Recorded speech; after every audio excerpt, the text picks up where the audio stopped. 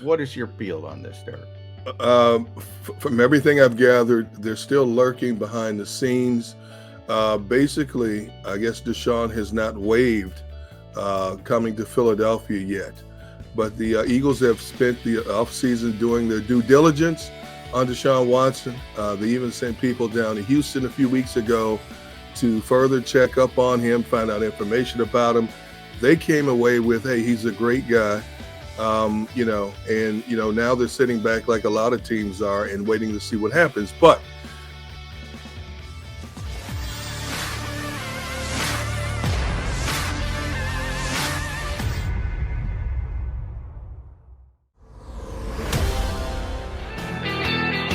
he is John McMullen. I am Jody McDonald. We are the Mac and Mac guys. We are just some of the water carriers here on the JAKIB Media YouTube channel. Not as big as our next guest, though. Forever from NBC Sports Philadelphia. He has been a key contributor here on the JAKIB Media YouTube channel the last year and change. That Gun on One podcast is also pretty damn good. Derrick Gunn joins us here on Birds 365. How are you, D-Gun? hey, guys, good. How you guys doing today? Doing well. Good to see you, D Gun. Likewise. Let's start with the headline. I think a lot of people have talked about Deshaun Watson, and now that things have cleared up from a criminal perspective in his life, the interest has exploded. I think a lot of people were wondering, Derek, how many teams would line up. Well, everybody's lining up. I joke the Calgary Stampeders are lining up, the Birmingham Stallions, maybe the Philadelphia Stars, and they're giving out meetings left and right, but the Eagles can't seem to get a meeting with Deshaun Watson. Have the Eagles just said, all right, he doesn't want to play here, or are they lurking behind the scenes? What is your feel on this, Derek? From everything I've gathered, they're still lurking behind the scenes. Basically, I guess Deshaun has not waived coming to Philadelphia yet. But the Eagles have spent the offseason doing their due diligence on Deshaun Watson. They even sent people down to Houston a few weeks ago to further check up on him, find out information about him. They came away with, hey, he's a great guy. Now they're sitting back like a lot of teams are and waiting to see what happens. But obviously, from everything that we've gathered nationally, Deshaun has already waived his ability on teams where he would like to go, where he would not want to go. I guess he's already met with the Saints. He's meeting with the Carolina Panthers. Now Cleveland has jumped in the mix all of a sudden.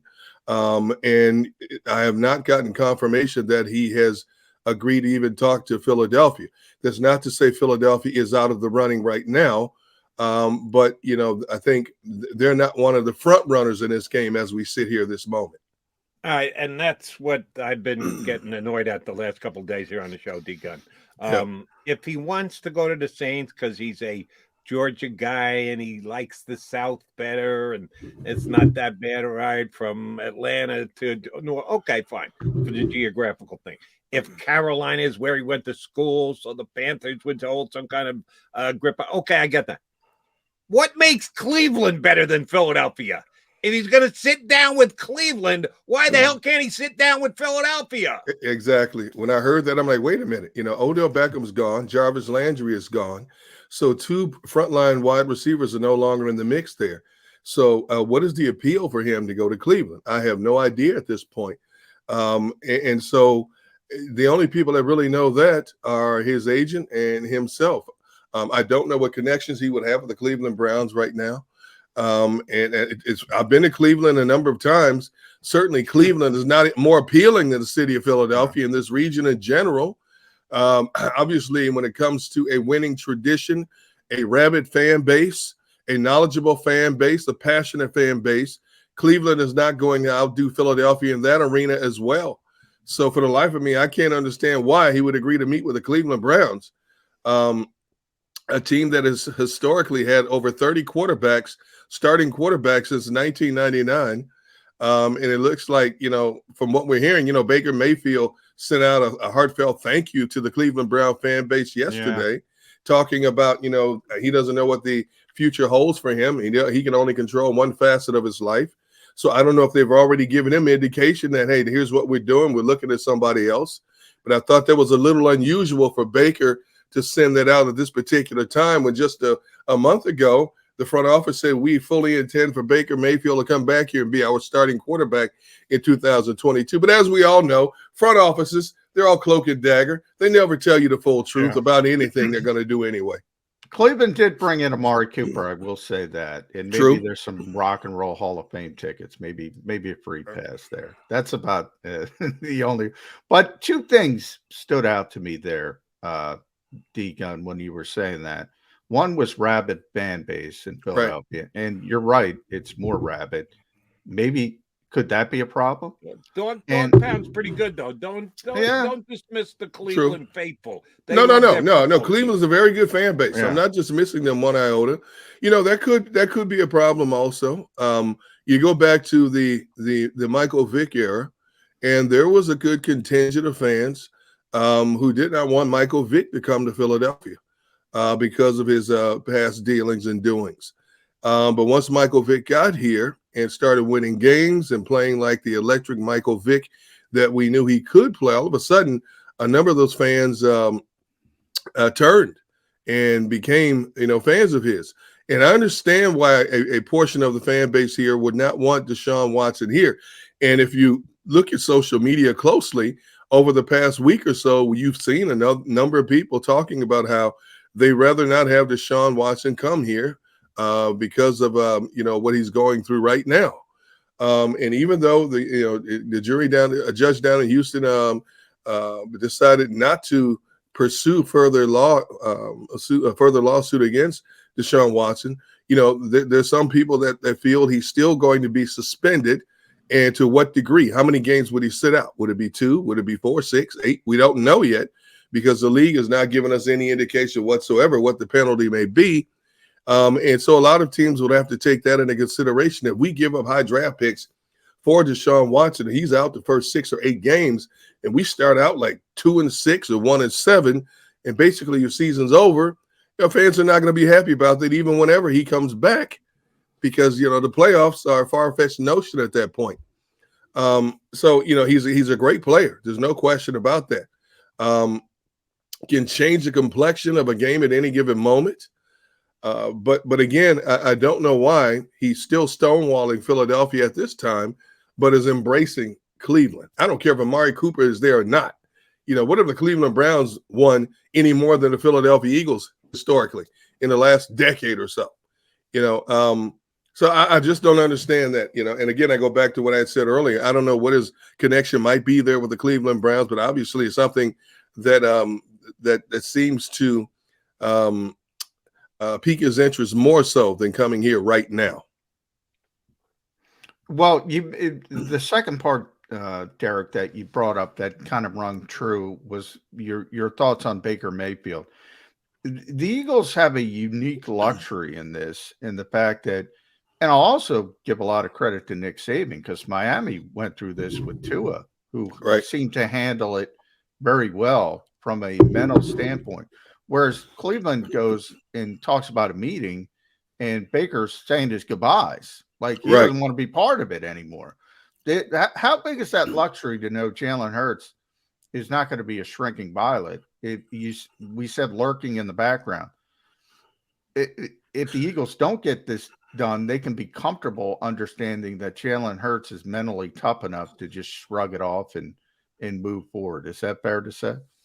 Yeah, I would agree with that. You look at everything Jalen has gone through. You look at how many different teams he's played for. Look at how many offensive coordinators, quarterback coaches he's played for. He's talked openly about his coach. Dad was his worst critic or times. Jalen can handle any and everything. I think that was proven last year with all the rumors out there about the Eagles possibly bringing in a quarterback. And then they finally bring in a Gardner Minshew. And he never buckled. He went about his business. I think he has the consummate poker face and the poker demeanor to handle any and every situation.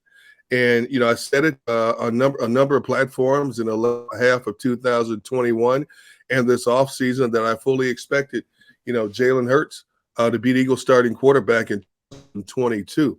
All the rumors about the possibility of Russell Wilson, Aaron Rodgers, We knew. I mean, let's be real about this. We knew Russell Wilson and were not coming to Philadelphia. Based on what we saw from the Eagles in 2021, a team. Yes, they got to the playoffs, but then again, they got exposed in the playoffs. We talked about this. We saw an Eagles team that compiled wins against inferior opponents, and then when they got to the playoffs, they got smashed by an elite team, and so the Eagles still have some growing. But there's nothing wrong with that because the experience those young guys got from the playoff experience is invaluable for their development in the future. And, now this offseason, Howie Roseman will continue in free agency and the draft to add to that nucleus to make it stronger and that much better. But a Jalen Hurts, he's not going to flinch. He is who he is. He understands the nature of the business, and he's going to go about his business. If the job is his, so be it. If somebody comes in here and beats him out, which I don't think is going to happen in 2022, then he'll handle it like a professional and move on. All right, D-Gun, J-Mac and I were talking about this right before you came on. If Boston Scott ends up elsewhere, which unfortunately I think if they don't put the tender out there, if I were Boston Scott, I'd be a little ticked off, and I'd be looking to take my wares elsewhere. If the Eagles make the best offer, then he'll be back here, but we don't know that that's the case. Will the Eagle fans in season be saying, damn, we could use Boston Scott down by the goal line? 7 touchdowns last year for Boston Scott. Only guy in the team who had more touchdowns than him was the quarterback, Jalen Hurts. Or will people be going, Boston who? Because the Eagles will just fill the void and get another running back and move on from Boston Scott, and he'll long be since forgotten. Which do you think is more likely? Well, right now we're looking at Miles Sanders and Kenneth Gainwell on the roster, and neither one of those guys are what you would consider your plow horse to get those tough 2 and 3 yards. So I fully expect Howie Roseman to either find himself a mid-level veteran during free agency. He's not going to pay top dollars for another running back to come in here, to find a lower level or mid-level veteran to come in here, or he's going to draft another running back, and I would assume he's going to try to draft a bigger running back to fit that bill. To answer your question directly, that remains to be seen until we get closer to the regular season and find out exactly what the Eagles have in their arsenal in terms of running back stable. Whether it's an unproven commodity by way of the draft, or if they go out and find a younger version of, Jordan Howard, or they might even bring Jordan Howard back again. Who knows? So I can't thoroughly answer that question at this stage as we sit here March 16th. Because there's still a lot of wheeling and dealing, as we've seen before free agency officially began. Look at all the moves that have been made already out there. So now the free agency is in full swing. Howie Roseman knows what he needs. They know, the team as a whole know what they need to fill. And, and I've said it time and time again, I've always thought Howie Roseman did a better job of bringing in free agencies, a more consistent, better job of bringing in free agencies more so than drafting. Although his draft in 2021 was a pretty good draft, but Howie Roseman knows how to plug and play when it comes to bringing in veterans. So again, I fully expect him to bring in a veteran running back in here. Hopefully it's somebody similar to a Jordan Howard, and he may even pull the trigger and draft one in the middle rounds come late April. D-Gun, you mentioned it's March 16th, but you know how people are. We have free agency doesn't even start till 4:00 today, but the names are out there. The Eagles made somewhat of a splash on the edge with bringing Hassan Reddick back home, South Jersey kid, Temple product, all good vibes there. Right. No safety. They're coming off the board. Left and right, the big names, no wide receiver. The Eagles tried to trade for Calvin Ridley. Little bit of a surprise they haven't attempted to make more of a splash at those two particular positions. Well, I tweeted the other day that once they got Hassan Reddick, don't be surprised if wide receiver is their next priority. And all of a sudden, as we've seen, some of the wide receivers I thought they would go after have already come off the board. And to me, that tells me that they basically were outbid. What are the Eagles willing to pay for a wide receiver compared to what some of these other teams that had a lot more cap space are willing to pay? Kirk, So, would you pay Christian Kirk that kind of money? No. He's a good receiver, but I don't consider him a so-called elite receiver. But he got elite receiver money. Eagles are not going to pay that. Howie's too wise for that. The Eagles have too many needs across the board, to put that kind of money into one wide receiver. I do think they need a veteran wide receiver. I don't want to see Howie use another high draft pick to draft a wide receiver. And there's still a few names out there that could possibly come in and fit the bill. But right now, it hasn't happened. But the Eagles are looking at the wide receiver board in terms of free agency. That I can tell you. They are looking at the wide receiver board, and I wouldn't be surprised if they bring in a veteran wide receiver to try to complement, Devontae Smith. But is anybody going to be wowed by anybody that's left at this stage? No. Other than Allen Robinson. He's the one guy who would probably get some wows because he's been as good as he has, but is also going to be pretty damn costly. Are people going to go, whoa, this is the guy we're bringing in as our veteran wide receiver? Right. No, you're right. No, you're right. A lot of people are going to go, huh? And I understand why. Eagles fans, they want to see the product improve. And we all know the Eagles need another wide receiver, a proven wide receiver out there. And the fact that, let's face it, when it comes to free agency, when you look at Howie historically, when Howie has wanted something bad enough, he has gotten it by way of free agency. And it tells me that the Eagles are being dollar-wise in terms of how they're going to spend their money this offseason as they continue to try to build this thing. And some of the numbers out there that receivers have got, even the middle-tier receivers, make you go back and say, huh? Are you serious? They got this kind of money? And I'm sure the Eagles organization is thinking the same thing. So it may not be a wow factor in terms of who they bring in, but I fully expect them to bring in a wide receiver. And with Allen Robinson still being out there, I think the more teams that are interested in him, obviously the numbers are going to go up. And the Eagles have to decide, is Allen Robinson that wow factor that could put us over the top in our receiving game?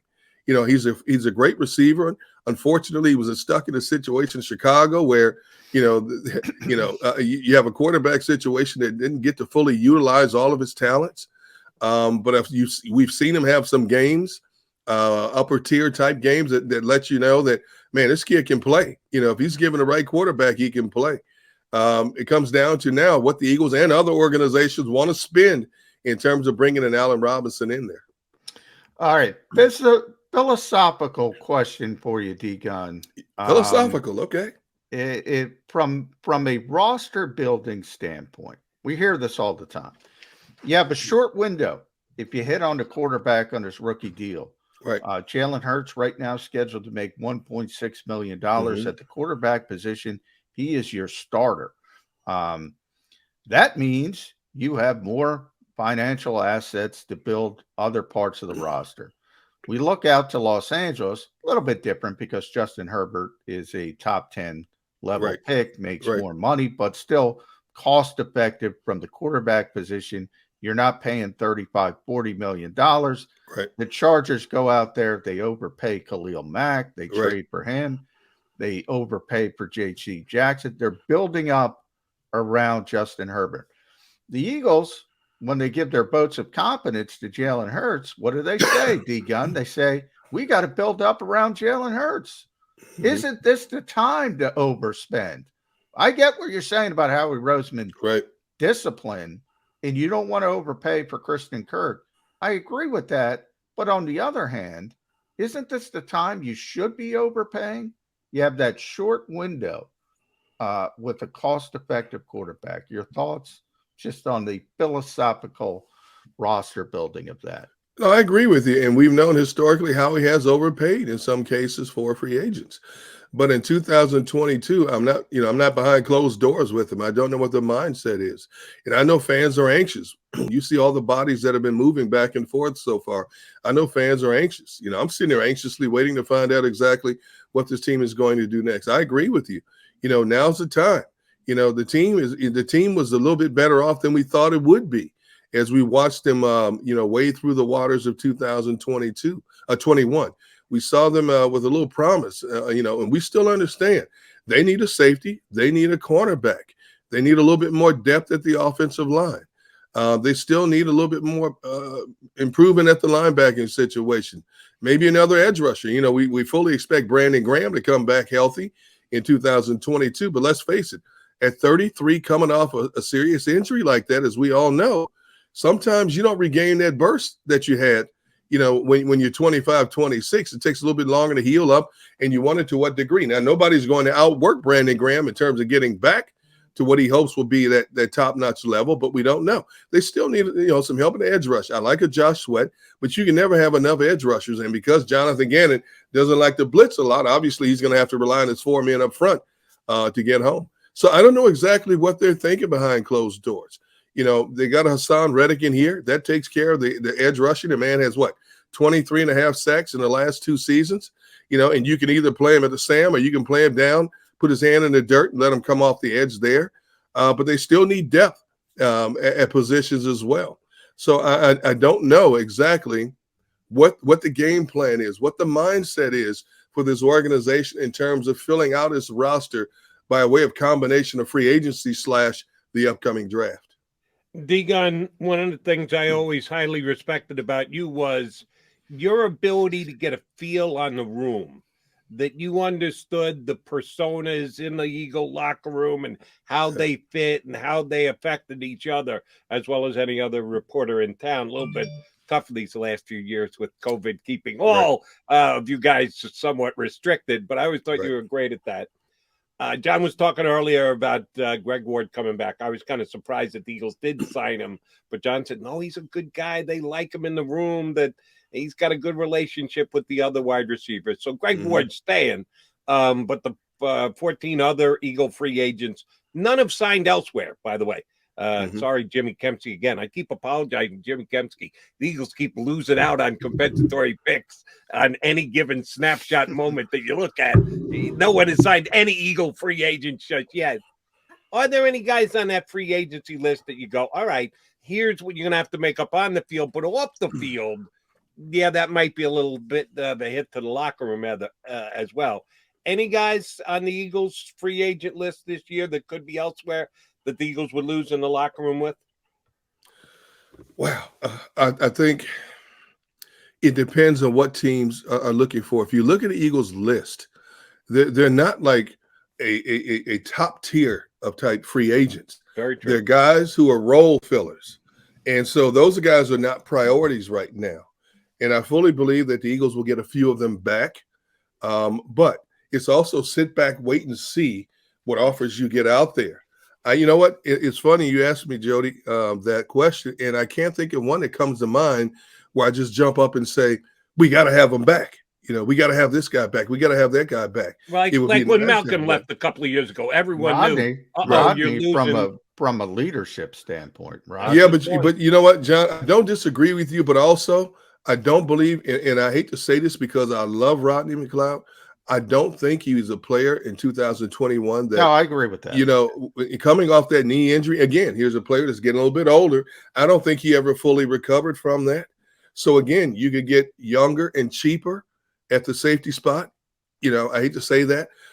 In free agency, when the dust settles after the first few days, you sit back and you wait and see what's still on the board, and you can still get a decent safety to come in here. And I'm never going to knock a Rodney McLeod for what he has done as a professional, as a leader in that locker room, as a man of community. He puts his heart and soul into the Philadelphia community. But let's face it, things change. It's a business of change. And, I think we sit here and agree. Rodney McLeod that we saw in 2021 was not the same guy we were accustomed to in 2019, 2020. And that's understandable when you have a significant injury like that. So, I can't even say. That's why I said I left it open, and I'm glad Jody asked that question.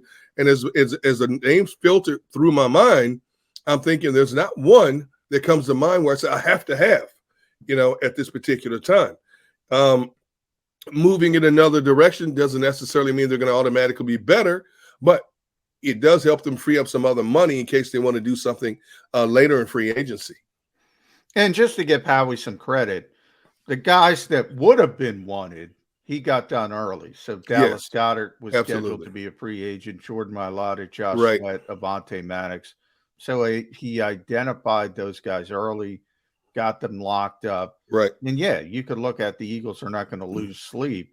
You'd like to have Rodney back from a leadership perspective, but you're right, D-Gun. Sure. I mean, he's a descending player on the field. So you're not going to lose sleep. So we got to give Howie credit at certain things, and we'll criticize him where he deserves criticism. One guy, I look at Hassan Reddick, and this will my last one for you, D. Gunn. Perfect fit for what Jonathan Gannon wants. Howie says we're an extension of the coaching staff. Well, you got Jonathan Gannon says he wants this Sam linebacker, edge rusher, pass rusher. He's got it. Right. One guy you talked about a lot last year from his time in Minnesota was Harrison Smith. Harrison Smith. Very, very versatile safety. Plays all over the place. Malcolm Jenkins like up, down, all over. There's one guy out there, but he's not a typical Eagles signing because he's a little bit older. He's going to be 30. He's played a lot of football. Tyrann Mathieu, the Honey Badger. Yep. That's the type of player Jonathan Gannon wants. That would be out of character for the Eagles. Would they consider something like that to make the defensive coordinator happy? Absolutely. But it comes down to one thing, the almighty dollar. Yeah. How many other teams are also interested in Tyrann Mathieu compared to what the Eagles are willing to pay? And then you have to look at his injury history over the last couple of years. As phenomenal of a talent as he is, great ball hawk, sure tackler, he's had a number of injuries over the last couple of years. How much are you willing to invest in a guy who may miss 3, 4, 5 games, for you? Might not be there at the end when you need him. You don't know. But I think a Tyrann Mathieu would be a significant addition to the back end of that defense, a stabilizing factor, a leader. And I think the Eagles would be in their best interest to pursue him to the fullest. But at some point, I'm sure they're going to have to pump the brakes and say, okay, this is outlandish. This is not what we want to pay for as safety. So we're going to have to rely maybe on the draft to get us our safety, of the future. Or, again, wait until the feeding frenzy of free agency settles. Let's see what's on the board, and let's see what we can get in here to hold down the back end of the defense, as well as add our safety of the future who can tutor under a veteran that we bring in here to be this temporary starter. All right, last one for me, D. Gunn. And again, I've always appreciated the fact that you brought knowledge of guys, not only what they could do on the field, but personality as well. Yeah. This upcoming year, the Philadelphia Eagles twice will face off against Carson Wentz coming back to the NFC East, and the Washington Commanders. Should Eagles have healthy respect for what they're going to get from Carson Wentz when they face off against them? Or should they be smiling because Carson has shown his true colors and just ain't the quarterback he used to be in 2017? So Eagles will be favored in both of those games next year. Which way do you look at it? I tell you what, when the story started coming out about Carson after the 2020 season about not being the consummate locker room guy and the leader that you thought it would be, you thought it was because, maybe inner sour grapes and how the relationship had disintegrated between him and Doug Peterson in the front office. And then all of a sudden, just not too long ago, another story surfaces in Indianapolis about Carson Wentz. Now a teammate, being a me guy instead of a we guy. And you have to say, okay, 2 different markets in a span of a year, so there has to be some truth to that.